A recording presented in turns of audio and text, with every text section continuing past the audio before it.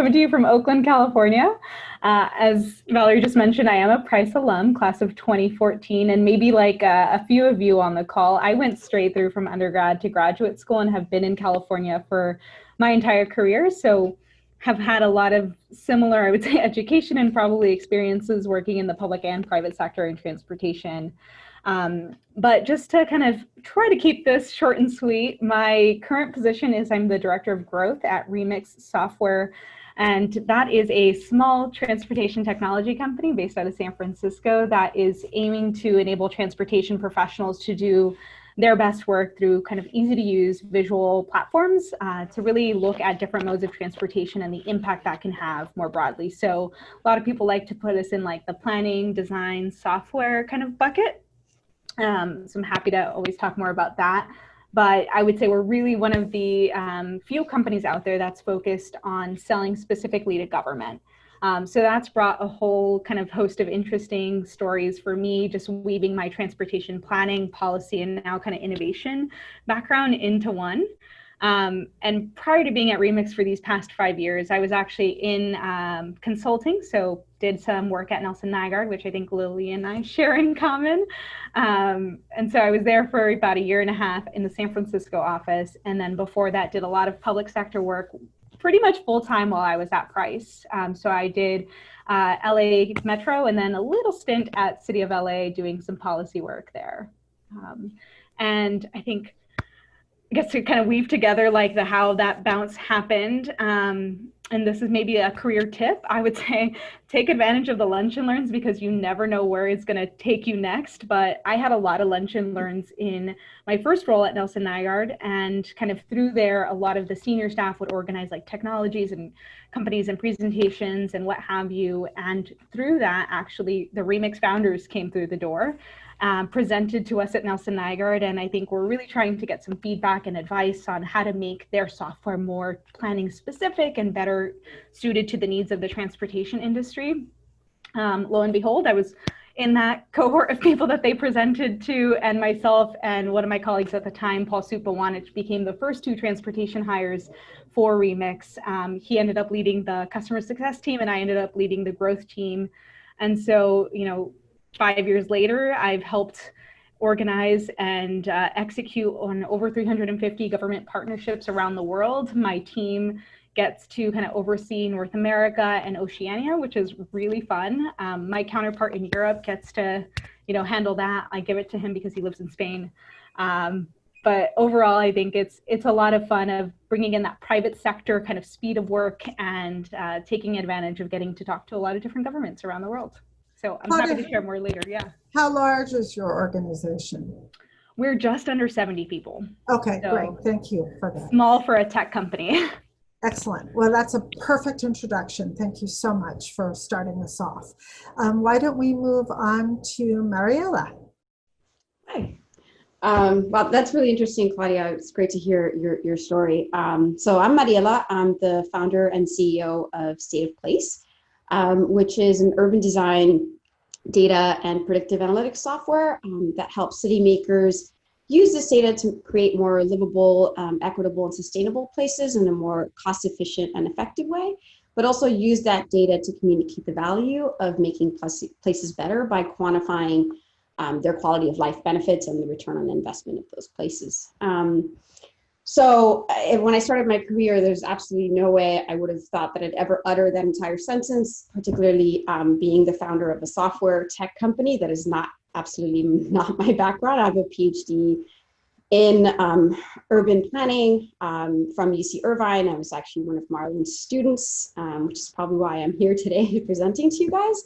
And my story was weaved very closely into my personal narrative of growing up in Miami in the car-dominated suburban areas. And I knew instinctively that kind of planning wasn't right. I just didn't know why we were doing it. And it was sort of my goal to come up with a more data-driven and evidence-based approach to advocate for better urban design.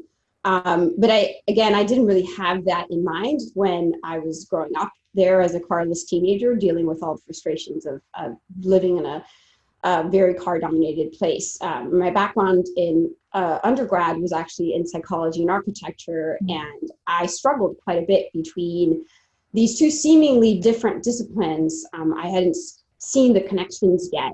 That's one thing I would tell you guys, is just to bug your professors as much as possible, because there's other fields out there that you may not have been exposed to.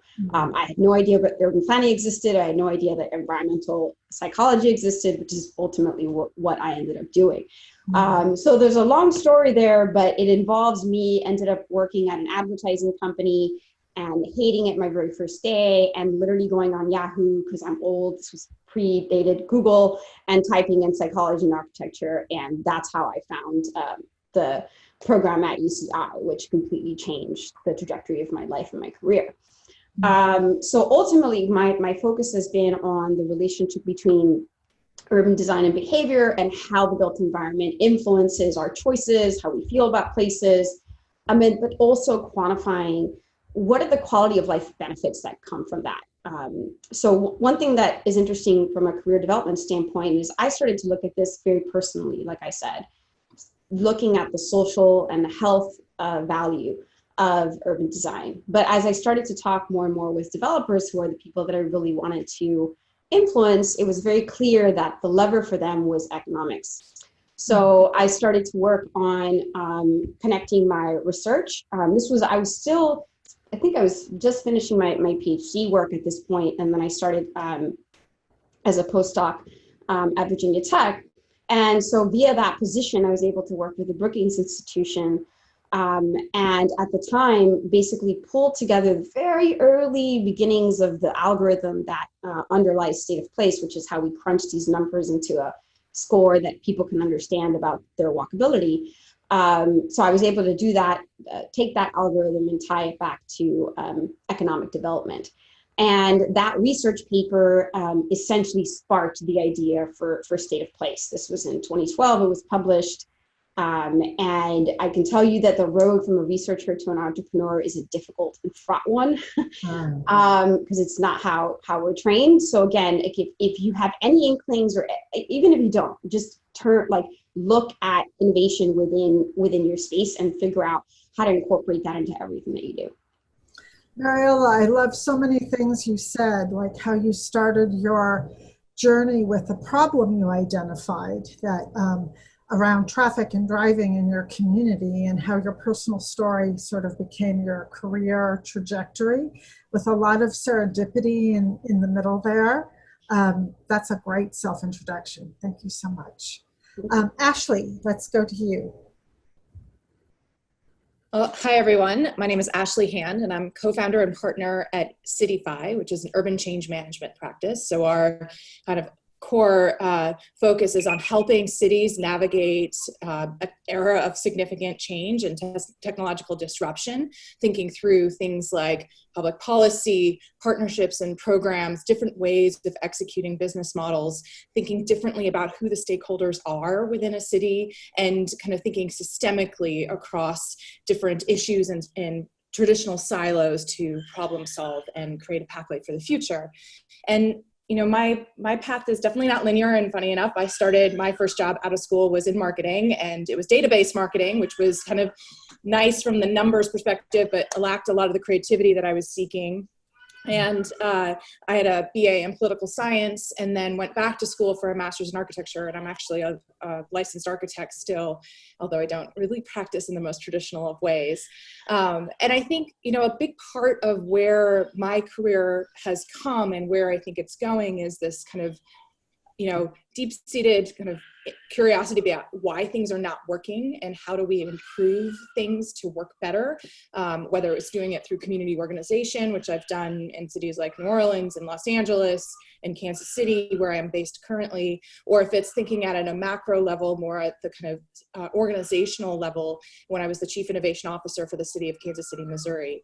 That job really got me embedded in the thinking around data-driven performance and what does that mean from a cultural perspective as an organization, but also in a problem-solving kind of capacity. What does that mean when you bring community members to the table on a shared data platform to look at the issues that are facing our urban core and try to kind of work with a much broader umbrella around problem solving? I left that role as CIO and ended up back in Los Angeles for a few years, where I was the transportation technology strategist for the City of Los Angeles, Department of Transportation.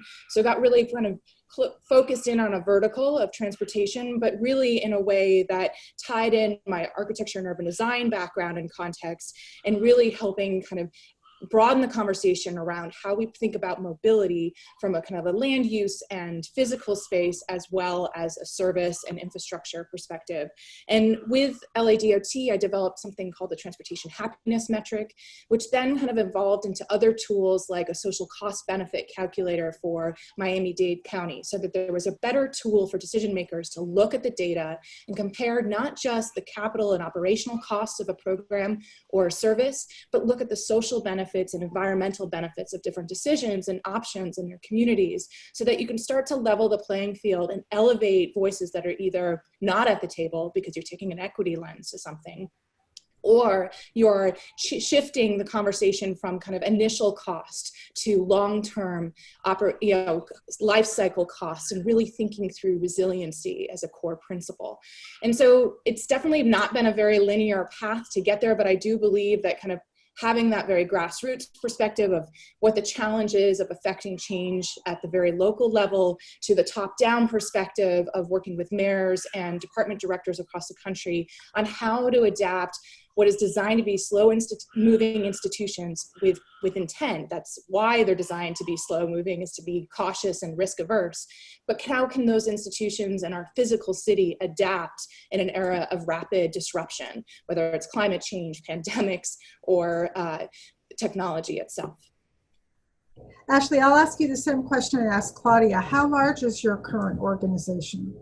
So our company is based in 5 different cities, and we only have about 12 people full-time, and then an affiliate network of people who kind of come and advise of around 15 to 20 people, depending on any given day.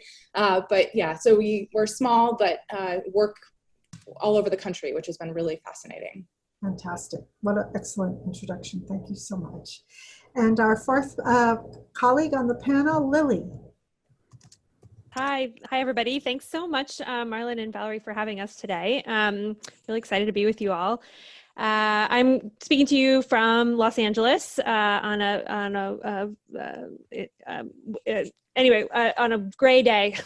And my current role, I currently am the interim executive director of Urban Movement Labs, which is a nonprofit organization based here in Los Angeles. That looks to provide a space for collaboration between public sector transportation departments around the city and private sector companies, startups, and technologists that are interested in deploying and testing new technologies in the streets of Los Angeles.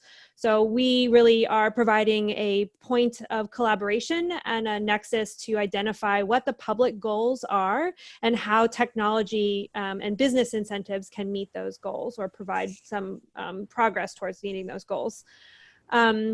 Before, I just started in this role back in the spring of this year, but my whole career has really been, well, as others have said, a story of jumping around. I've really been focused on sustainable communities and really transportation's role in driving sustainable community development in urban places around the world. I've tackled that sort of tough question from different vantage points. So I actually started my career working in a nonprofit organization doing advocacy around the federal transportation program to increase funding for transit, walking, and bicycling. I then jumped and went to the public sector. So I worked at the US Department of Transportation in the Secretary's office, leading a program that aligned transportation programs with affordable housing and economic development and environmental justice programs at the federal level. And then most recently, I've worked in the private sector. So I worked both at Nelson Nygaard, as Claudia mentioned, doing consulting, but then also at Lyft, leading transportation strategy and policy. So really thinking about the role of a private sector company in the transportation ecosystem, and what is the sort of partnership model that a public and private collaboration could facilitate. So yeah, I guess to end off my introduction, I think that for me, I've always been really focused on the what of a job. So what am I working on? What is the focus area? What is the topic? And I've jumped around in terms of the skills that I do in those jobs. So I've done research and written literature reviews, I've done data analytics, and I also done public speaking and everything in between. But I also have colleagues and friends that have been very focused on the skills that they enjoy doing. So if that's analytical or writing or research, and they've jumped around on the topics that they apply those skills to. And I don't think there's a right or wrong way either way, but I think identifying which one you're kind of leaning towards at this moment can help you really focus in on your career search onto what will make you the most satisfied at this point. Thank you so much, Lilly. That's a great introduction and some good tips starting us off here. Here's our question. I would like to know the opportunities for data science in transportation and urban design sectors. So this is a question coming from an international student. So they're wondering how to start to find opportunities. Student, can you tell us, are you talking about internships or jobs coming out of Price? Could you give us a little more context to your question, please? Hi, this is Shalini. I'm the one who posted the question. So I am talking mainly about internships, maybe like summer internships. Okay, great. So that's a great question. If students would like to aspire to careers like the ones that you have, where do they start? What types of internships would set them up well in the data space and smart city space? And I can go. We, at State of Place, we have a fairly robust and steady internship program. We've worked with dozens of interns throughout the years at this point. And we post all of our jobs pretty much exclusively on AngelList, which is very startup focused, very technology driven kind of companies that are on there. So I would definitely start there. We kind of cross-reference it on LinkedIn, but sending them over to AngelList. The one thing, this seems very obvious, but I'm going to say it anyway, because even on AngelList and otherwise, you'll be surprised how many students don't put a cover letter. They're just like, hey, I'm interested in this. Like, okay, why? And usually we get so many applications that unless there's something stellar about them, sometimes I follow up with, hey, can you give me a little bit more context as to like what your interests are, but usually I do not do that. So I would absolutely make sure that if you do seek out an internship in particular, to make sure you have a compelling cover letter. And in that cover letter, identify the skill sets, not just that you have, but that you'd like to develop and why that company can help you develop them.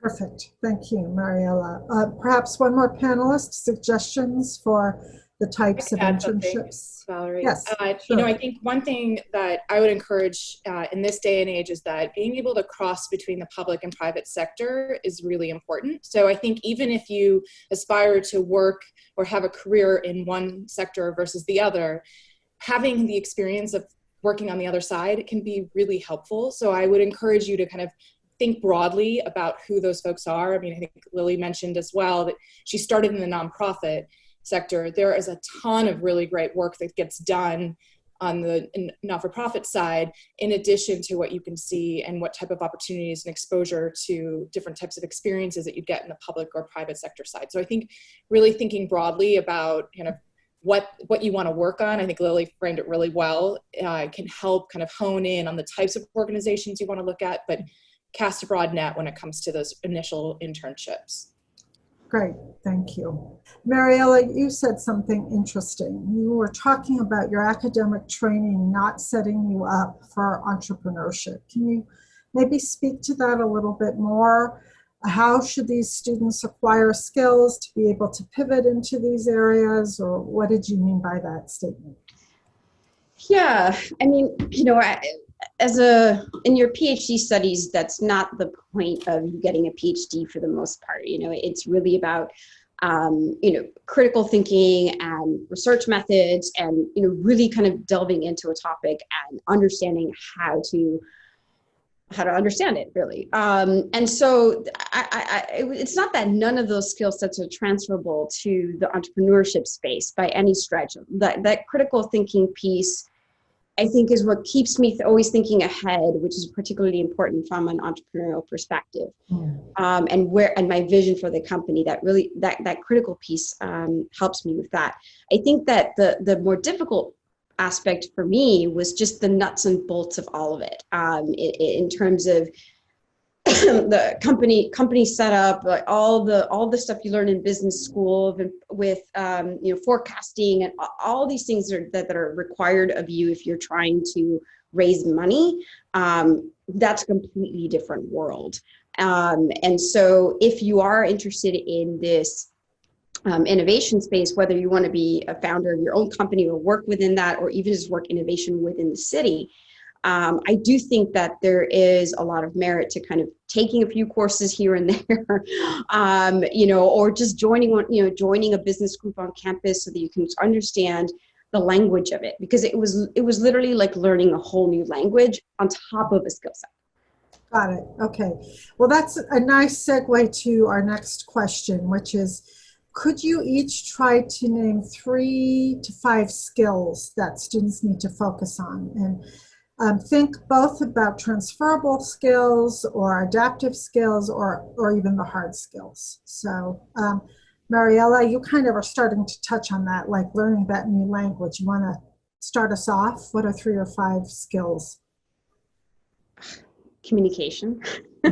Both written and verbal. It's just, it's crazy how that's often very lacking. And so that's I would say the number one thing, because usually everything else you can sort of learn as long as it's within your realm of kind of understanding, like if you're an analytical person or you're more on this right brain side. But definitely, yeah, the communication. Also, like more and more these days, like the visualization of that, right? So, you don't have to be a graphic artist by any stretch, but really understanding how do you translate your thoughts and ideas into something not just concise text-wise, but representative from an image perspective, because the more that's really important from a presentation, and again, it goes back to the communication piece, but it's a different aspect of it. Something that's very simple, like a lot of the interns I work with, they'll ask me questions and it's something that I could have Googled. And like, I don't understand, like you really need to be very proactive and curious. I don't know if it's a transferable skill. Maybe it's more of a personality trait, but you should really make yourself as curious as possible and come to your supervisor whenever you really just tap that out, right? I guess those are the 3 I can think of others. But that's perfect. Lilly, anything to add to that in skill acquisition?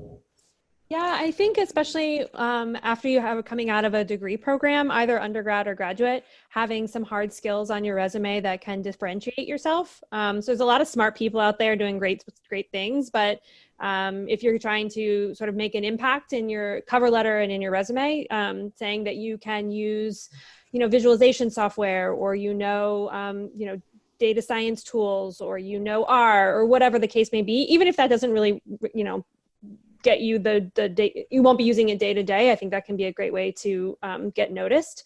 For my first job, I said I was a modeling expert because I knew how to run one model, and they hired me for that.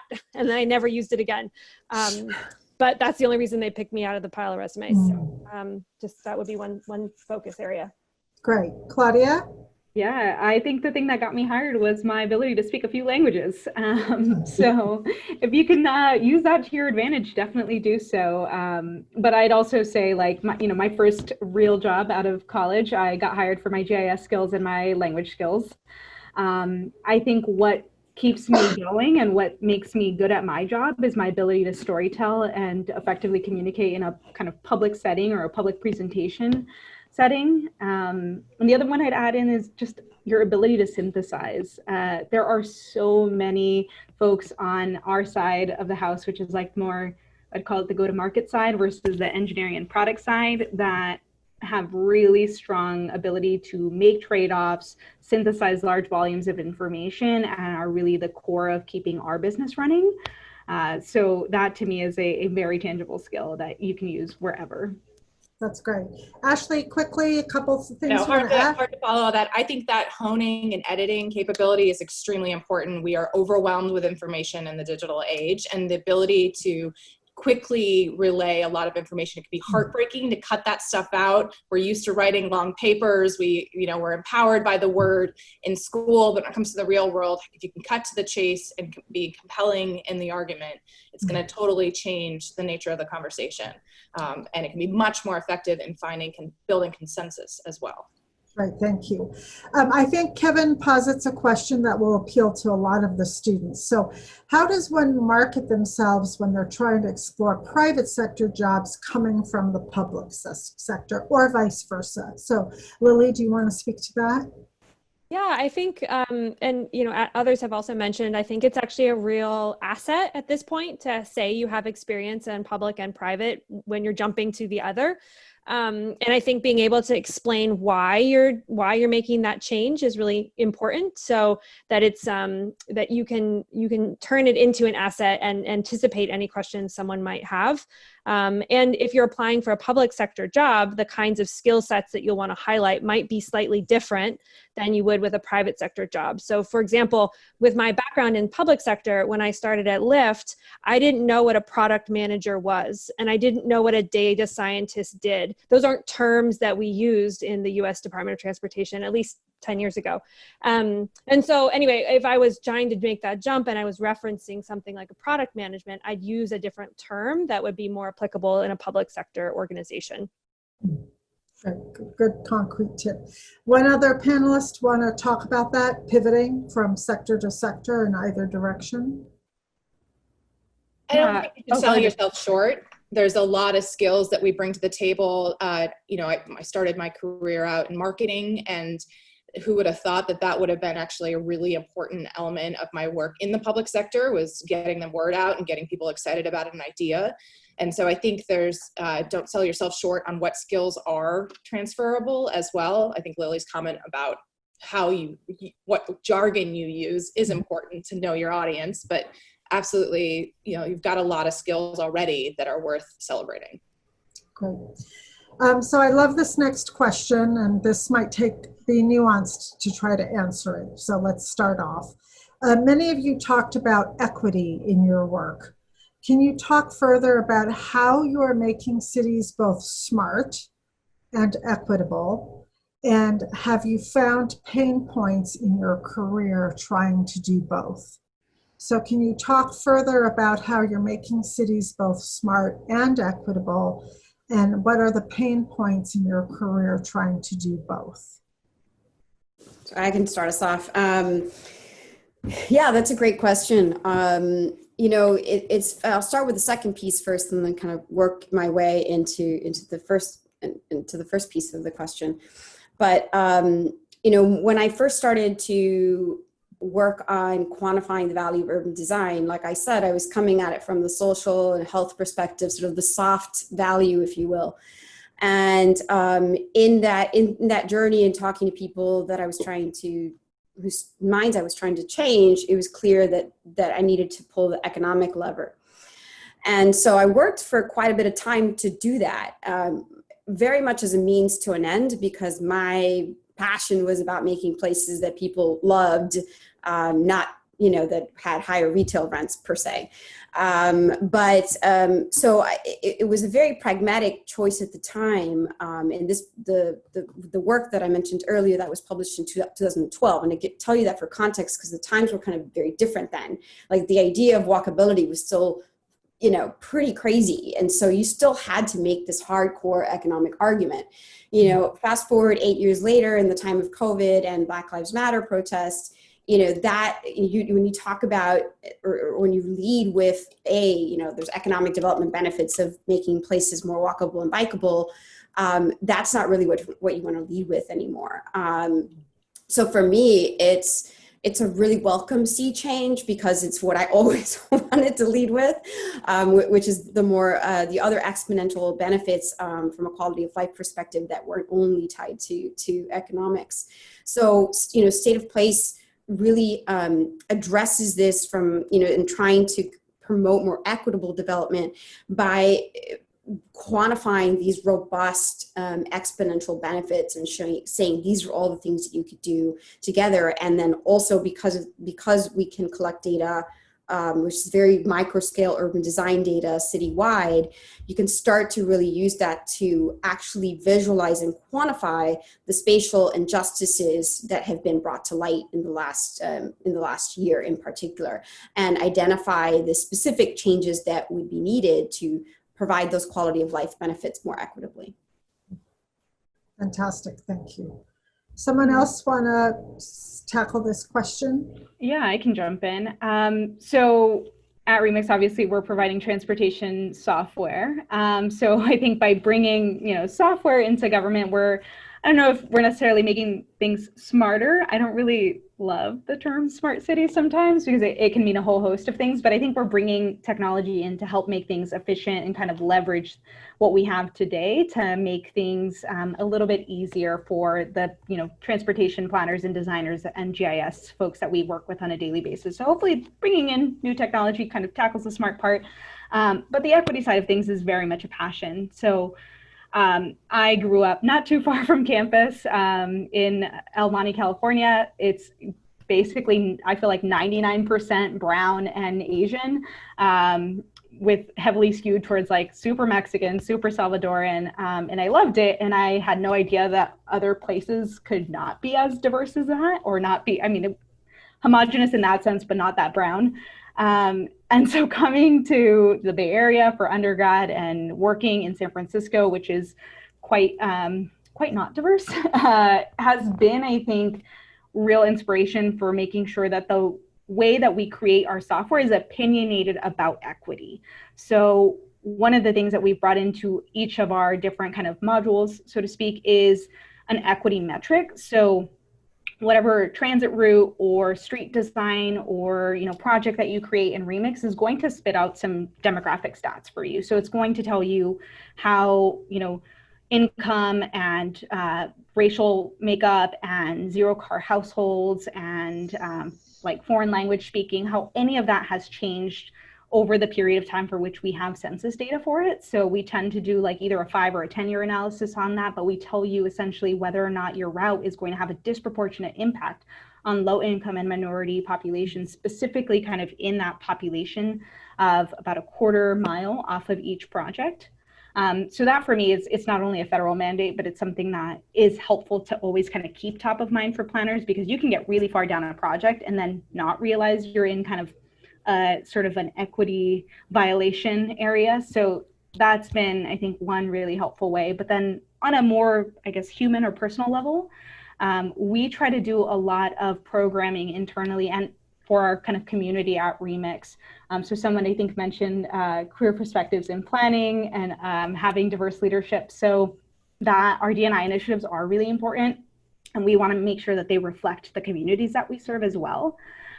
So back in 2016, our CEO and I started Women in Urbanism. We've brought on a lot more kind of, I would say, like gender inclusive aspects to life at Remix. So, whether it's things like the bathrooms that none of us get to use anymore, being gender inclusive, or hosting kind of panels where we hear more about perspectives of different people, or feature especially like women in engineering on our website, because that's another kind of underrepresented field. A lot of these things that we do, we try to foster that inclusivity so that when it comes to actually hiring diverse people, that the people of those diverse backgrounds actually want to stay at Remix. And I think it starts at the top, right? It starts with having a woman of color CEO, COO, man of color, CTO, all of those things kind of help at the top, and then it kind of trickles down into helping to feel comfortable talking about the difficult things, talking about civil rights movements and talking about racial biases, and making sure that we're doing everything that we humanly can to try to eliminate that feeling of exclusion from our own workplace and from our own communities. Thank you, Claudia. That's great. Maybe someone else would like to respond to this kind of topic about inclusivity, opportunities for advancement for women. All four of you are women in this field. What are some of your observations about assuring inclusivity and hiring practices and equal advancement for women in your fields? Well, I think we're a small company, although most of my career has been in very large organizations, whether it was government or I worked for AECOM, an engineering firm for many years, or back in marketing days, I worked for a very large marketing firm. And I think one of the things that is important is to understand the pathways. And I think that's something that we as a company, while we're very small, we do try to encourage and measure our own social impact as a company. While we're not a B Corp, we do believe that the work we're doing is to make better cities. And so if we can kind of measure our own kind of inputs into the company on those terms, that becomes hugely to our advantage, because it helps us kind of just be more aware of the fact that our work doesn't just exist within the billing clients, the clients that we can bill, but it's also the work that we do pro bono in our communities, on boards and across the country, that has value too. And I think that has helped broaden the conversation, because if you as an architect, if you only spend time in the professional circles of architecture, you have a very narrow worldview, and architecture looks pretty male and pretty white most of the time. So from the perspective of someone who considers themselves an urbanist, I think making sure that my day-to-day, I am able to interact with many different people beyond even my own company becomes really important. And so we look to that on the client side, we look to that on the partner side, the people that we want to work with as teaming partners, those types of things become very important. And I think, ultimately, all of our work, because it so much has to do with looking at the impact of things like technology and change on communities, starts with people first. If we're forgetting about what cities are best for, they're best for people, we cannot possibly move forward. And so we always try to bring a measure of human impact and start with that first, because there are so many unintended consequences in data and technology, whether it's algorithms getting it wrong, or if it's services pushing out traditional businesses and making it impossible to compete in the 21st century. There are huge impacts. And one of the slides that we often show in trying to set that context, and what the fear of automation, for example, in transportation, a lot of people are very concerned about the jobs that were getting lost. And if you look at what happened with elevator attendants, that happened too. These types of jobs create displacement. We don't necessarily have to say never automate an elevator, but what we do need to say is, okay, as we think about the changes that this technology will continue to see, how do we prepare that workforce of the future? How do we prepare new capacity in our communities to adapt? And I think now, during COVID, more than ever, thinking about how this systemic change will shape and reshape our economy is something that we absolutely have to put front and center in the work that we do. So kind of that equity first approach becomes really essential. Thank you so much. I'm going to do a little time check here. We're doing great. We've got about 12 more minutes. I love this next question, so I'm going to ask everyone to maybe briefly respond, even though it'll probably be hard to be brief. And then I'm going to ask you, Marlon, if there's any particular question that maybe I haven't thought of that you'd like to touch upon, because we don't have a lot of students' questions left. But here's a broad question.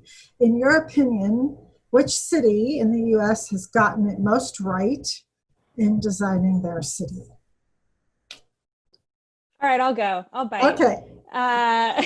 This is an impossible question. Got it. So thank you to whoever asked that. I think that from my perspective, there's no city that's gotten it all right. Every city is really struggling with change for many of the reasons we were just talking about, as far as technology innovation, equity, and ensuring that disproportionate impacts are addressed. any climate change, any number of other challenges areas. So with that caveat, I would say that Washington, D.C. is a city that's done a lot well.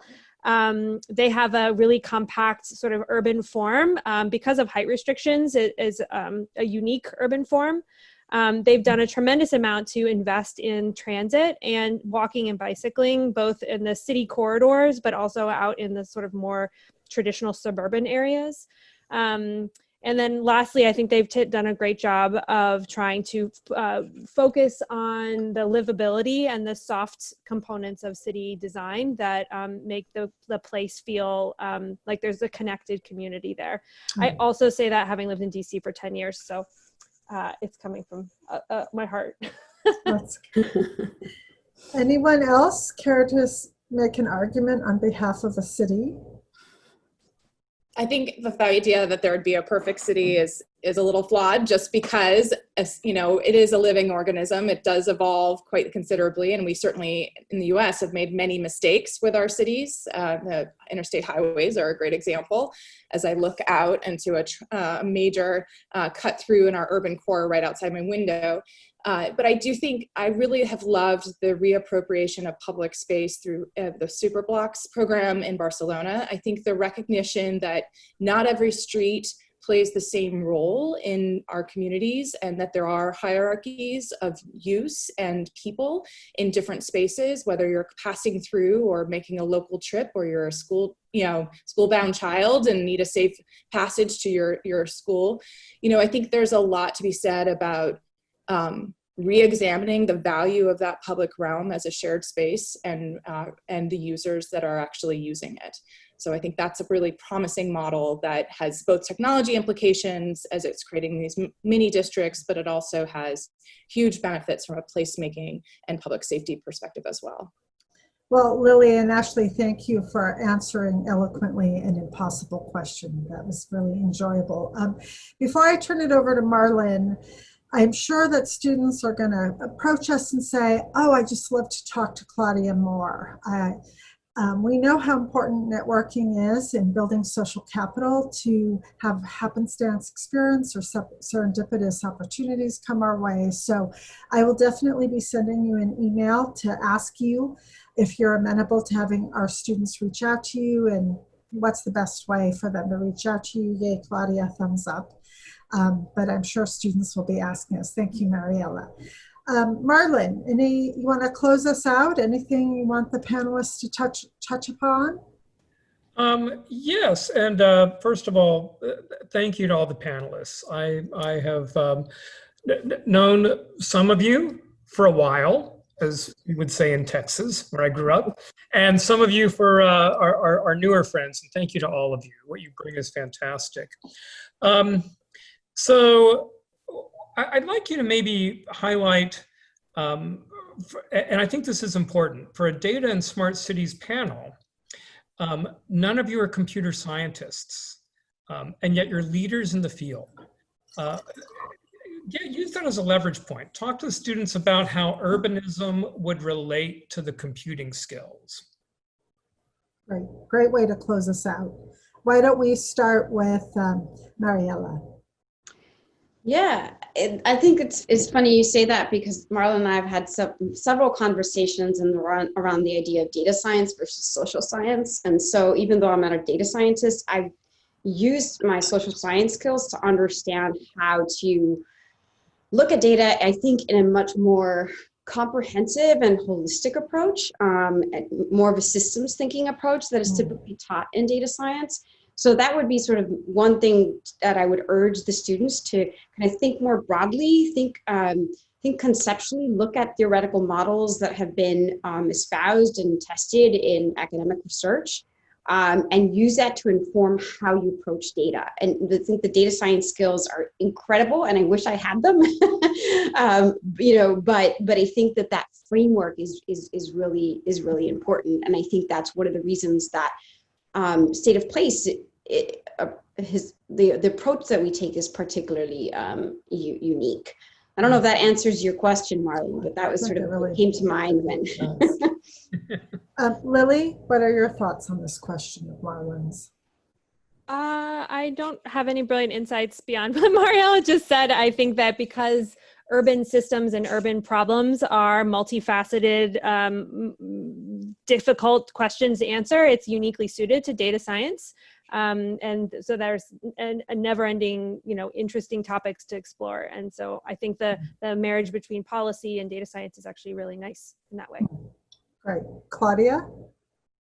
Yeah, these ladies have said it very well.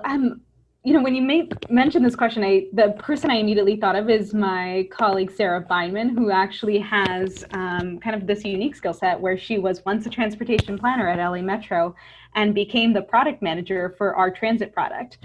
So I think there is something to be said for having both the hard and the soft skills. It is an impossible thing to achieve, but I've seen it done at least very well by my colleague Sarah.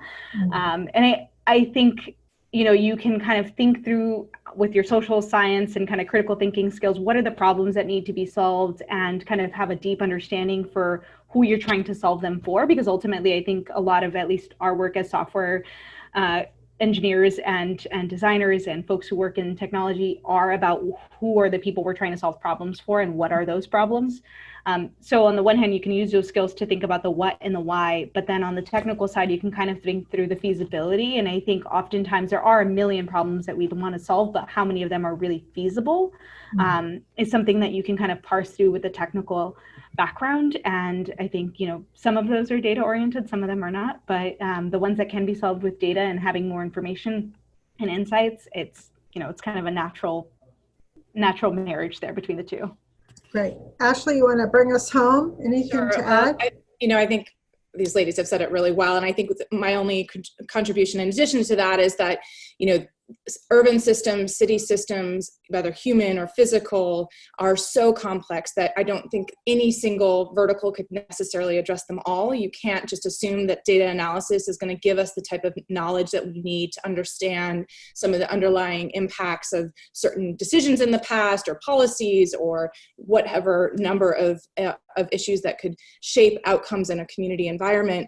But I do think that data empowered by people who understand how policy works and how people work and how process can be honed, those types of things working together can create the types of outcomes that we want.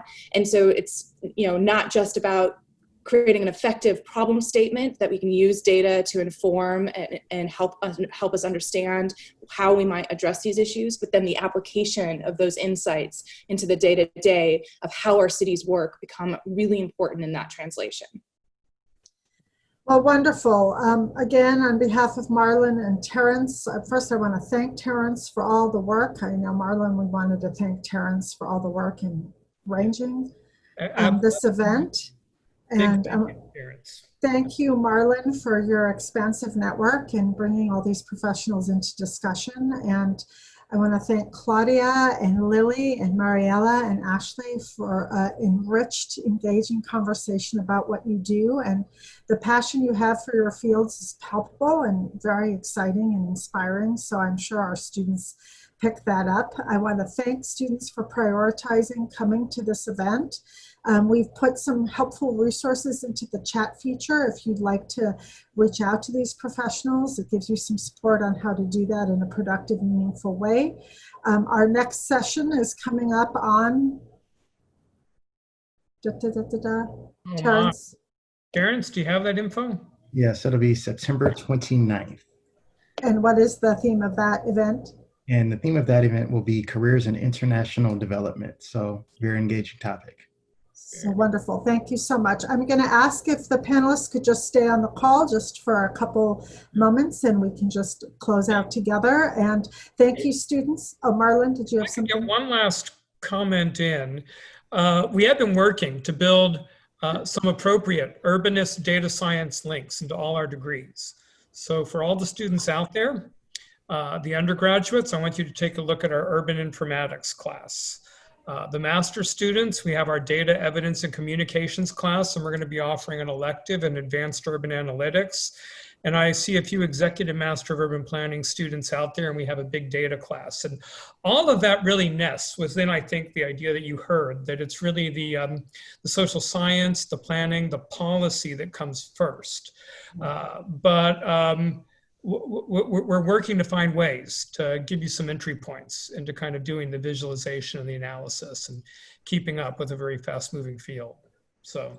Wonderful. Thank you for those suggestions, Marlon. Students, this ends our conversation about smart cities and data. Please thank the panelists, and we are closing off this session. Go ahead and log off. Thank you.